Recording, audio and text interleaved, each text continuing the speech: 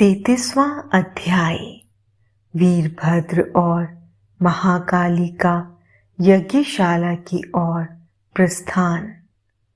ब्रह्मा जी कहते हैं, नारद, महेश्वर के आदेश को आदरपूर्वक सुनकर वीरभद्र ने शिवजी को प्रणाम किया। तत्पश्चात उनसे आज्ञा लेकर वीरभद्र यज्ञशाला की ओर चल दिए। शिवजी ने परले की अग्नि के समान और करोड़ों गणों को उनके साथ भेज दिया। वे अत्यंत तेजस्वी थे। वे सभी वीरगण कौतूहल से वीरभद्र के साथ साथ चल दिए। उसमें हजारों पार्षद वीरभद्र की तरह ही महाप्रकामी और बलशाली थे। बहुत से काल के भी काल भगवान रुद्र के समान थे। वे शिवजी के समान ही शोभा पा रहे थे।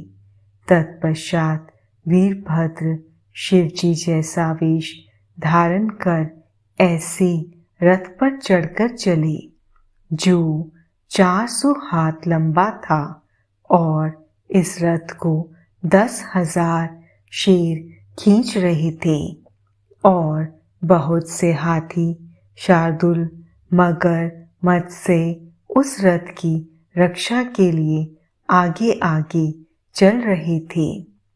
काली, कात्यायनी, ईशानी, चामुंडा, मुंडमर्दनी, भद्रकाली, भद्रा, तवित्रा और वैष्णवी नामक नवदुर्गाओं ने भी भूतों पिशाचों के साथ दक्ष के यज्ञ का विनाश करने के लिए उस ओर प्रस्थान किया।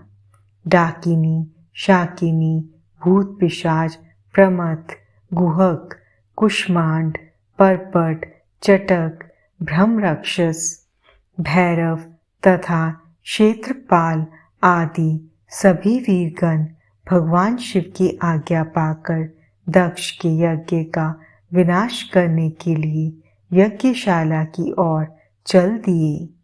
वे भगवान शंकर के 64,000 करोड़ गणों की सेना लेकर चल दिए।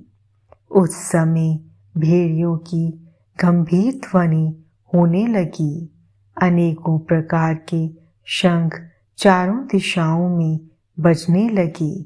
उस समय जटाहार मुखों तथा श्रृंगागों के अनेक प्रकार के शब्द हुए। भिन्न भिन्न प्रकार की सींगें बजने लगी। महामुनि नारद उस समय वीरभद्र की उस यात्रा में करोड़ों सैनिक, शिवगण एवं भूत पिशाच शामिल थे। इसी प्रकार महाकाली की सेना भी शोभा पा रही थी। इस प्रकार वीरभद्र और महाकाली दोनों की विशाल सेनाएं उस दक्ष के यज्ञ का विनाश करने के लिए गाजे बाजे के साथ आगे बढ़ने लगी। उस समय अनेक शुभ शगुन होने लगे।